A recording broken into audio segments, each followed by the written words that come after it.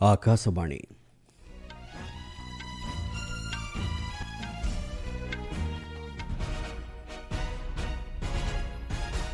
ସମ୍ବାଦ ପଢ଼ୁଛନ୍ତି ଚନ୍ଦନ ଘୋଷ। ମୁଖ୍ୟ ସମ୍ବାଦ। ଆତଙ୍କବାଦ କାର୍ଯ୍ୟକଳାପକୁ ନିନ୍ଦା କରିବା ସହିତ ଏହାର ମୁକାବିଲା ଦିଗରେ ନିଜର ପ୍ରତିବଦ୍ଧତା ଦୋହରାଇଛନ୍ତି ଭାରତ ଓ ସାଇପ୍ରସ୍। ସାଇପ୍ରସ୍ର ସଫଳ ଗସ୍ତ ଶେଷ କରି G7 ସମ୍ମିଳନୀରେ ଯୋଗଦେବା ଲାଗି ପ୍ରଧାନମନ୍ତ୍ରୀଙ୍କ କାନାଡ଼ା ଗସ୍ତ। ବିପର୍ଯ୍ୟୟ ପରିଚାଳନା କ୍ଷେତ୍ରରେ ବିଶ୍ୱର ନେତୃତ୍ୱ ନେବା ଦିଗରେ ଭାରତ ଅଗ୍ରସର ହେଉଛି କହିଲେ ସ୍ୱରାଷ୍ଟ୍ରମନ୍ତ୍ରୀ। ଦେଶରେ ପରବର୍ତ୍ତୀ ଜନଗଣନା ପାଇଁ ଆଜି ପ୍ରକାଶ ପାଇଲା ବିଜ୍ଞପ୍ତି। ଅହମ୍ମଦାବାଦ ବିମାନ ଦୁର୍ଘଟଣାର ତଦନ୍ତ ଲାଗି କେନ୍ଦ୍ର ସରକାର ଗଠନ କରିଥିବା ଉଚ୍ଚସ୍ତରୀୟ କମିଟିର ପ୍ରଥମ ବୈଠକ ଆଜି ନୂଆଦିଲ୍ଲୀରେ ଅନୁଷ୍ଠିତ ଏବଂ ICC ମହିଳା ଏକଦିବସୀୟ ବିଶ୍ୱକପ୍ ଟୁର୍ଣ୍ଣାମେଣ୍ଟ ଆସନ୍ତା ସେପ୍ଟେମ୍ବର 30ରୁ ଆରମ୍ଭ। ଆତଙ୍କବାଦ ଏବଂ ଉଗ୍ରବାଦ କାର୍ଯ୍ୟକଳାପକୁ ଭାରତ ଓ ସାଇପ୍ରସ୍ ନିନ୍ଦା କରିବା ସହିତ ଏହାର ମୁକାବିଲା କରିବା ଦିଗରେ ନିଜର ପ୍ରତିବଦ୍ଧତା ଦୋହରାଇଛନ୍ତି। ପ୍ରଧାନମନ୍ତ୍ରୀ ନରେନ୍ଦ୍ର ମୋଦିଙ୍କ ସାଇପ୍ରସ୍ ଗସ୍ତ ଅବସରରେ ଆଜି ଉଭୟ ଦେଶ ମଧ୍ୟରେ ପ୍ରତିନିଧିସ୍ତରୀୟ ଆଲୋଚନା ପରେ ଜାରି କରାଯାଇଥିବା ମିଳିତ ଘୋଷଣାପତ୍ରରେ ଏହି ପ୍ରସଙ୍ଗ ସ୍ଥାନ ପାଇଛି। ବିଶ୍ୱରେ ଶାନ୍ତି ଓ ସ୍ଥିରତା ବଜାୟ ରଖିବା ସହ ପରସ୍ପରର ଅଖଣ୍ଡତା ଓ ସାର୍ବଭୌମତ୍ୱକୁ ସମ୍ମାନ ଦେବା ଲାଗି ଉଭୟ ଦେଶ ବିଶ୍ୱ ସମୂହକୁ ଆହ୍ୱାନ ଦେଇଛନ୍ତି। ସେହିଭଳି ଆତଙ୍କବାଦୀଙ୍କ ଭିତ୍ତିଭୂମିକୁ ସମ୍ପୂର୍ଣ୍ଣ ବିନାଶ କରିବା, ଏଥିଲାଗି ପାଣ୍ଠି ଯୋଗାଣ ବନ୍ଦ କରିବା ସହିତ ସେମାନଙ୍କୁ ଆଶ୍ରୟ ନ ଦେବା ଏବଂ ଦୋଷୀକୁ ଦଣ୍ଡ ଦେବା ଦିଗରେ ସହାୟତା କରିବା ଲାଗି ଏହି ଘୋଷଣାପତ୍ରରେ ଉଲ୍ଲେଖ କରାଯାଇଛି। ଅନ୍ୟପକ୍ଷରେ ଆଜି ନିକୋସିଆସ୍ଥିତ ସାଇପ୍ରସ୍ର ପ୍ରେସିଡେନ୍ସିଆଲ ପ୍ୟାଲେସଠାରେ ରାଷ୍ଟ୍ରପତି ନିକୋସ୍ କ୍ରିଷ୍ଟୋଡୌଲିଡସ୍ଙ୍କ ସହିତ ପ୍ରଧାନମନ୍ତ୍ରୀ ଶ୍ରୀ ମୋଦି ଗଣମାଧ୍ୟମକୁ ସମ୍ବୋଧନ କରି କହିଛନ୍ତି, ସାଇପ୍ରସ୍ର ଭିଜନ 2035 ଏବଂ ଭାରତର ବିକଶିତ ଭାରତ 2047 ମଧ୍ୟରେ ଅନେକ ସମାନତା ରହିଛି। ଦୁଇ ଦେଶ ମଧ୍ୟରେ ବିଭିନ୍ନ କ୍ଷେତ୍ରରେ ଥିବା ଭାଗିଦାରୀକୁ ଅଧିକ ସଶକ୍ତ କରିବା ଲାଗି ଆଗାମୀ 5 ବର୍ଷ ମଧ୍ୟରେ ଏକ ରୋଡ୍ ମ୍ୟାପ୍ ପ୍ରସ୍ତୁତ କରାଯିବ। ଏହି ଅବସରରେ ପଶ୍ଚିମ ଏସିଆ ଏବଂ ୟୁରୋପରେ ଚାଲିଥିବା ଦ୍ୱନ୍ଦ୍ୱକୁ ନେଇ ଉଭୟ ନେତା ଉଦ୍ବେଗ ପ୍ରକାଶ କରିବା ସହିତ ଏହା ଯୁଦ୍ଧର ଯୁଗ ନୁହେଁ ବରଂ ଆଲୋଚନା ମାଧ୍ୟମରେ ସବୁ ସମସ୍ୟାର ସମାଧାନ ହୋଇପାରିବ ବୋଲି ପ୍ରଧାନମନ୍ତ୍ରୀ କହିଛନ୍ତି। ସମ୍ପୃକ୍ତ ଅଞ୍ଚଳରେ ଶାନ୍ତି ଓ ସମୃଦ୍ଧି ନିମନ୍ତେ ଭାରତ ମଧ୍ୟପ୍ରାଚ୍ୟ ୟୁରୋପ ଅର୍ଥନୈତିକ କରିଡରର ଗୁରୁତ୍ୱ ଉପରେ ଉଭୟ ନେତା ଆଲୋକପାତ କରିଛନ୍ତି। ସେହିଭଳି ସୀମାପାର ଆତଙ୍କବାଦ ବିପକ୍ଷରେ ଭାରତର ଲଢ଼େଇକୁ ସାଇପ୍ରସ୍ ସମର୍ଥନ କରିଥିବାରୁ ଶ୍ରୀ ମୋଦି ଧନ୍ୟବାଦ ଜଣାଇବା ସହିତ ଆତଙ୍କବାଦ, ନିଶାଦ୍ରବ୍ୟ କାରବାର ଓ ଅସ୍ତ୍ର ଚୋରା ଚାଲାଣକୁ ରୋକିବା ଦିଗରେ ରିଅଲ୍ ଟାଇମ୍ ସୂଚନା ଆଦାନ ପ୍ରଦାନ ବ୍ୟବସ୍ଥାକୁ ବିକଶିତ କରିବା ଲାଗି ଉଭୟ ଦେଶ ସମ୍ମତି ପ୍ରଦାନ କରିଛନ୍ତି। ଉଭୟ ନେତା ଆଜି ଦ୍ୱିପକ୍ଷୀୟ ସମ୍ପର୍କର ସମୀକ୍ଷା କରିବା ସମ୍ପର୍କରେ ଗଣମାଧ୍ୟମକୁ ସୂଚନା ଦେଇ ଶ୍ରୀ ମୋଦି କହିଛନ୍ତି, आज राष्ट्रपति जी और मैंने द्विपक्षीय संबंधों के सभी पहलुओं पर व्यापक चर्चा की। साइप्रस के विजन 2035 और विकसित भारत 2047 के विजन के कई पहलुओं में समानता है। आतंकवाद, ड्रग्स और आर्म्स की तस्करी की रोकथाम के लिए हमारी एजेंसीज के बीच रियल टाइम इंफॉर्मेशन एक्सचेंज का मैकेनिज्म तैयार किया जाएगा। हम दोनों सहमत हैं कि हमारे आपसी व्यापार और निवेश में बहुत पोटेंशियल है। ପ୍ରଧାନମନ୍ତ୍ରୀ ନରେନ୍ଦ୍ର ମୋଦି ଆଜି ସାଇପ୍ରସ୍ର ସଫଳ ଗସ୍ତ ଶେଷ କରି G7 ସମ୍ମିଳନୀରେ ଯୋଗଦେବା ଲାଗି କାନାଡ଼ା ଅଭିମୁଖେ ଯାତ୍ରା କରିଛନ୍ତି। କାନାଡ଼ା ପ୍ରଧାନମନ୍ତ୍ରୀ ମାର୍କ କାର୍ନେଙ୍କ ନିମନ୍ତ୍ରଣ କ୍ରମେ ଶ୍ରୀ ମୋଦି ଏହି ସମ୍ମିଳନୀରେ ଯୋଗଦେବେ। ଏହାଛଡ଼ା ସଦସ୍ୟ ରାଷ୍ଟ୍ରଗୁଡ଼ିକର ନେତୃବୃନ୍ଦଙ୍କ ସହିତ ବିଭିନ୍ନ ଦ୍ୱିପକ୍ଷୀୟ, ଆଞ୍ଚଳିକ ତଥା ବୈଶ୍ୱିକ ସମସ୍ୟା ଉପରେ ଆଲୋଚନା କରିବେ। ଏହାକୁ ମିଶାଇ ପ୍ରଧାନମନ୍ତ୍ରୀ କ୍ରମାଗତ ଷଷ୍ଠ ଥର ଲାଗି G7 ସମ୍ମିଳନୀରେ ଯୋଗ ଦେଉଛନ୍ତି। ବିଶ୍ୱ ଅର୍ଥନୈତିକ ତଥା ଭୂ ରାଜନୈତିକ ପ୍ରସଙ୍ଗ ଉପରେ ଆଲୋଚନା କରିବା ଲାଗି ଫ୍ରାନ୍ସ, ଯୁକ୍ତରାଷ୍ଟ୍ର America, Britain, Germany, Japan, Italy, Canada ଓ ୟୁରୋପୀୟ ସଂଘକୁ ନେଇ ଗଠିତ G7 ମଞ୍ଚର ବାର୍ଷିକ ସମ୍ମିଳନୀ ଅନୁଷ୍ଠିତ ହୋଇଥାଏ। ଗତ କିଛି ବର୍ଷ ଧରି ଭାରତକୁ ଏହି ସମ୍ମିଳନୀରେ ଯୋଗଦେବା ଲାଗି ନିୟମିତ ଭାବେ ନିମନ୍ତ୍ରଣ କରାଯାଇ ଆସୁଛି। ବିପର୍ଯ୍ୟୟ ପରିଚାଳନା କ୍ଷେତ୍ରରେ ଭାରତ ବିଶ୍ୱର ନେତୃତ୍ୱ ନେବା ଦିଗରେ ଅଗ୍ରସର ହେଉଛି ବୋଲି ସ୍ୱରାଷ୍ଟ୍ରମନ୍ତ୍ରୀ ଅମିତ ଶାହା ମତବ୍ୟକ୍ତ କରିଛନ୍ତି।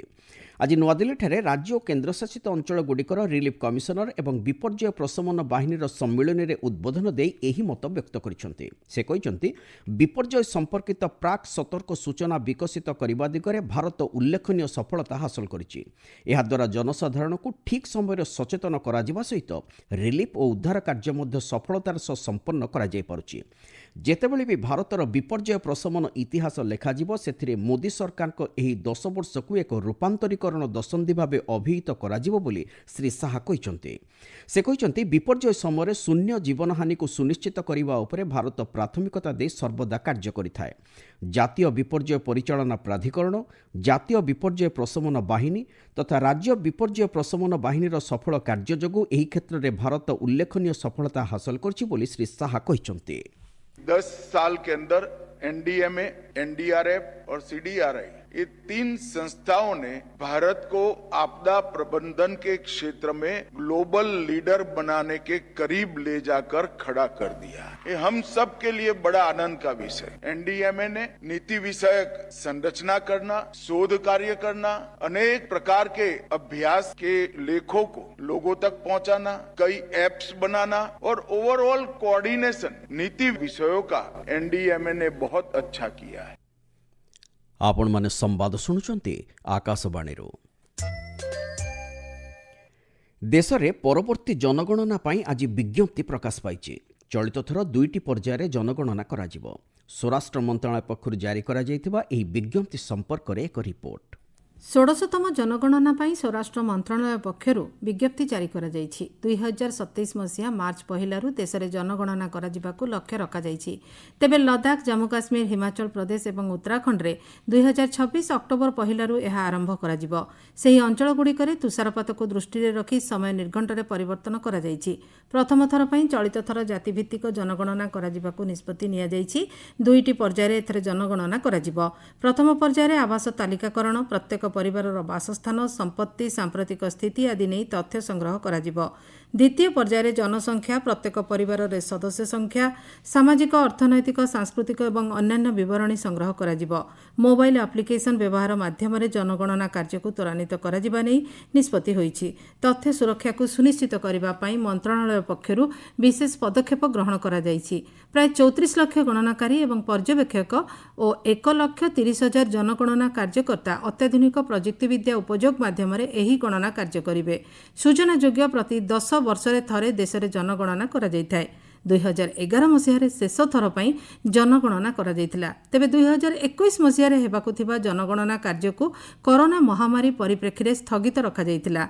आकाशवाणी कटक संवाद विभागरु मुनीना साहू।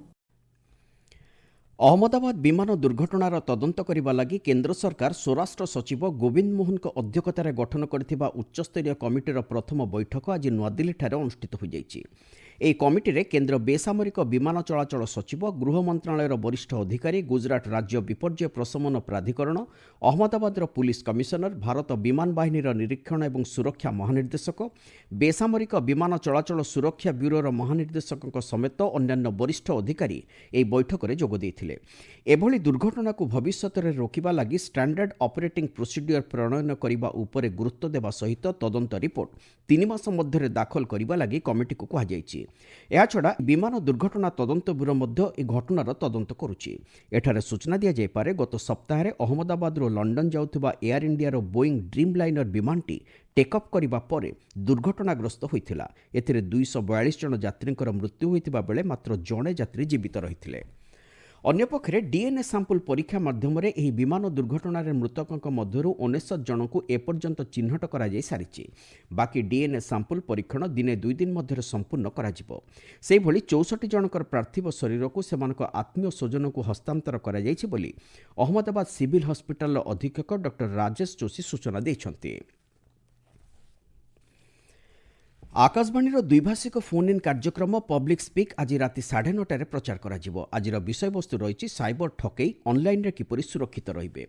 भारतीय साइबर अपराध समन्वय केन्द्रर निर्देशक लेफ्टिनेंट कर्नेल बादल कौशिक और साइबर सुरक्षा विशेषज्ञ गुलशन राय ଏହି ଆଲୋଚନାରେ ଅଂଶଗ୍ରହଣ କରି ଶ୍ରୋତାଙ୍କ ପ୍ରଶ୍ନର ଉତ୍ତର ଦେବେ। ଏଥିପାଇଁ ଶ୍ରୋତାମାନଙ୍କୁ 0112334211050 ଏବଂ 01123314444 ନମ୍ବରକୁ ଡାଏଲ୍ କରିବାକୁ ପଡ଼ିବ। ଏତଦ୍ବ୍ୟତୀତ ଶ୍ରୋତାମାନେ 9289094044 ନମ୍ବରକୁ ହ୍ୱାଟ୍ସଆପ୍ ଏବଂ ସାମାଜିକ ଗଣମାଧ୍ୟମ ଏକ୍ସରେ #AskAir ମାଧ୍ୟମରେ ପ୍ରଶ୍ନ ପଚାରିପାରିବେ।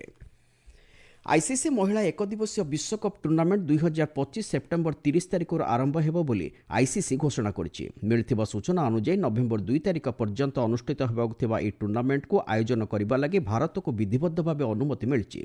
तेबे भारत और पाकिस्तान मध्य सांप्रतिक स्थिति को दृष्टि रखी पाकिस्तान रो समस्त मैच गुडी को श्रीलंका रे खेला जिबा लागि निष्पत्ति निया जाइछि।